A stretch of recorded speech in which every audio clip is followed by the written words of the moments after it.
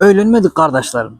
Hemmeniz namazlı, arası pek kıyız isleyeniz orada. Oğudan önce durmuşsunuzda siz vakit edecek kıyız isleyen. Onda ne için açıklara karayanızlar? Ne için tight diyenlerin arkasından karayanızlar? Ne için kıyız petek görseniz, rule, maşin sürgüde oturmasanız am şöyle geç gideniz. Aslında böyle olsanız sizin karşınıza değil mi şoňan zatlar çıkıyor. Öğleneceğiniz hem şolar oluyor. Boykot etmeli on kıyızlara. Hani yigitler aramızda boykot başladı alayım. Açık pudra çalın, bir yerlerin ütködön gıı açık kızga umuman yanına varmağlar. Şoňa alaga kızlara boykot edilir inşallah. Boykot. Garamaňym, gürleşmäňim, sözleşmäňim ve gowusyny aktarıp. İnşallah eger bizde şoňa kızlara talap bolmasa olar aňarsy bir ay kaýda özlerini örtüp başlaýarlar görkezek bolup.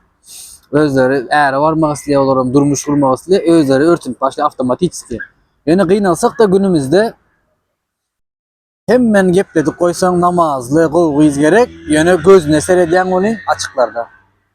Şonuň üçin olan sany artyp bale, örtünýän namazly gyzlaryň sany azalyp bale. Sebäbi o pakyrlar öýünde oturýar, olara savçy gelme, olara bir söz aýtmaý, bu dinçi mama menze örtünüp ýödýärler. Şonuň üçin açyklara boykot edilin kardeşler. Boykot, wapşe gürleşmäň. Öz garyndaşyňyz bolsa da açyk bilen gürleşemek, ýa ýüzüne pudra çaldyrmy, gürleşemek diýin. Assalamu aleykum.